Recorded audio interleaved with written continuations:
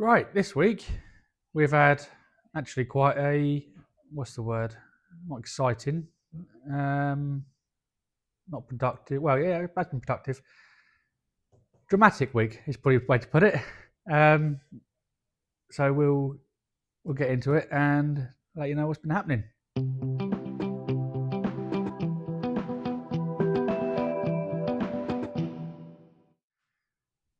Right, at the beginning of the week, Blue Stag was still on the lift. Excuse me. And Dad was finishing off all the rear suspension on it and getting it all back together and reassembled.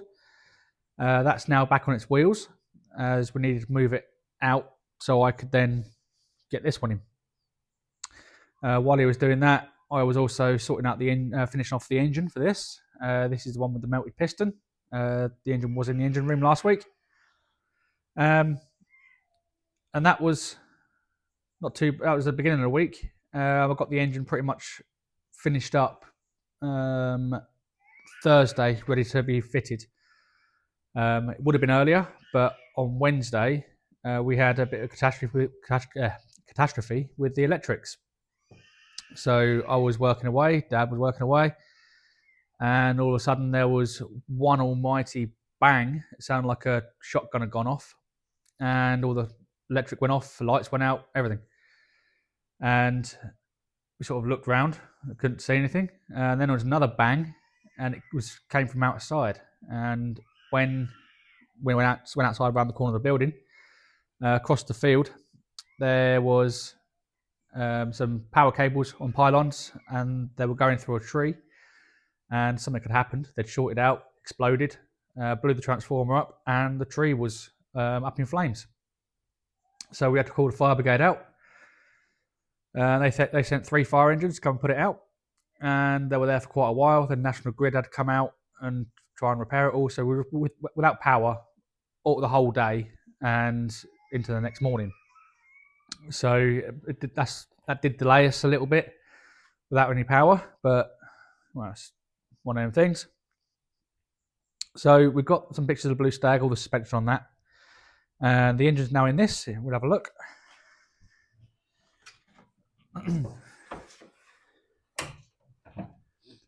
So I got the engine buttoned up and back in on Friday. Before we put it in, we filled it with oil and we primed it on a drill. I got oil pump drive tool, which put down the distributor hole. Pardon me. And we spin it, build oil pressure, and turn the engine over at the same time, so it fully primes the whole engine. Hence why the oil pressure gauge is still on it. So, because I want to, we fire them up with the oil pressure gauge on them, especially on new builds, just so we can monitor what's going on with it. So carbs, we haven't done anything with them. They're the carbs that were already on the engine. They were running okay. They are going to need a bit of a retune to suit what's now in the engine. But it's literally at the moment, it's just bolted in. Nothing's connected up yet. So we've got on Monday morning, going to come in, start connecting everything up and put the distributor in, etc. and start getting ready to do the initial fire up on it. So hopefully Monday afternoon, we'll have it fired up and be doing the braking process on it. So that's where we're up to on this one. Again, we've got plenty of pictures of this. So the Blue Stag. We've got the Hustler here. We can have a quick look at it. It's not my cup of tea.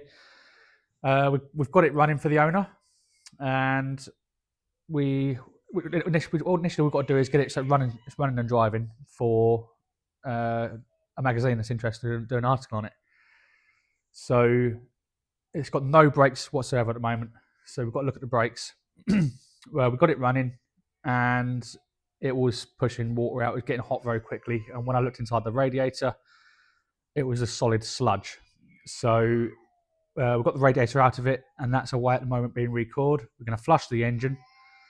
There's no signs of head gasket issues or anything like that at the moment. We have done some checks, and there's no signs of it having any issues. Whether it has or not, we'll know more when we get the cooling system actually sorted and be able to do some more tests on it. But hopefully it'll be okay. It's only a 1275 A series mini engine, so nothing complicated. We've got Persian out of the corner because next week we are Monday. Dad's going to be on Persian, change the alternator, and we're going to sort the clutch push rod out and go through the electrics and sort all them out. So Persian's outside while I'm doing this, and we've also got a gold SD1, so we're going to have a look at that as well. Right, this is the Hustler. We did put a picture in last week, I think. Not my cup of tea, really isn't. We're still trying to work out what it's actually based on. It's got mini components, the radiator's mini. It's on rubber cone suspension like a mini. The subframe looks custom made for this because it's wider than a mini. But then it's also got Austin Allegro front hub assemblies and calipers on it. So not quite sure what the base car is on at the moment, other than it's a mix of just about everything. So that's the Hustler, which we will hopefully have up and running very shortly. Now we're going to look at the gold SD1. Right, this is the gold SD1. This is the one that we showed a few weeks ago being lifted out of the barn because it was a barn find. It was up on the second story of the barn. It had been sat up there for 28 years. So they got it out without doing any damage to it, which is great.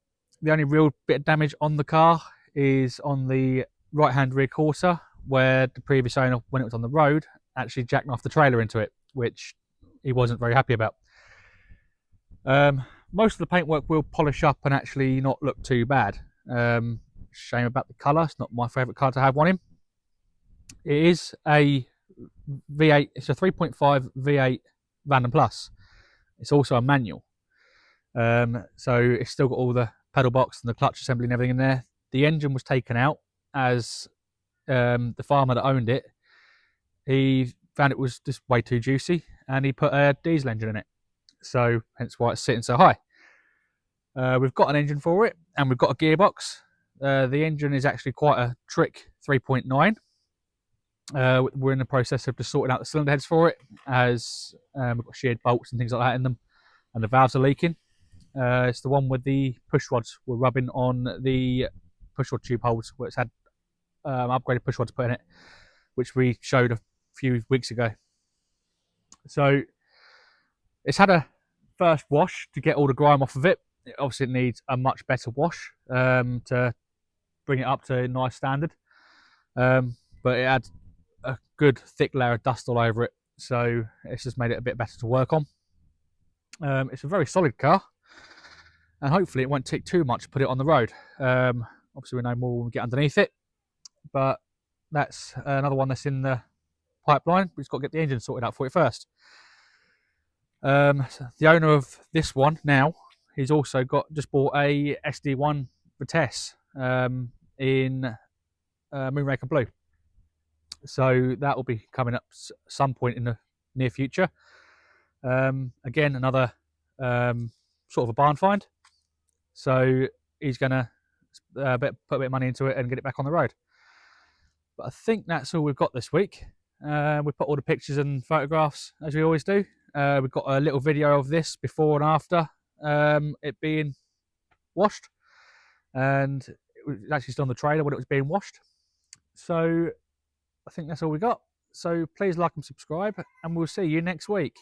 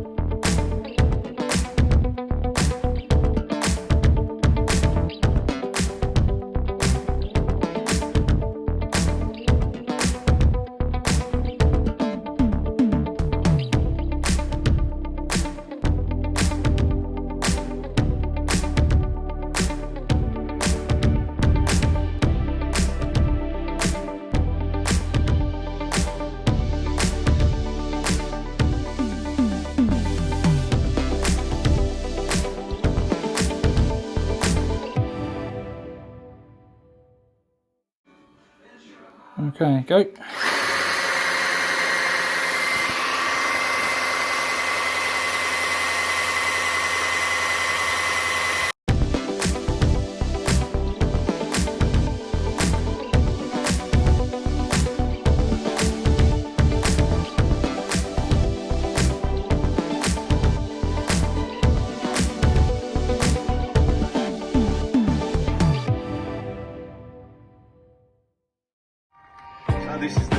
time that this old girl is going to have a wash for 28 years. It's 32 degrees.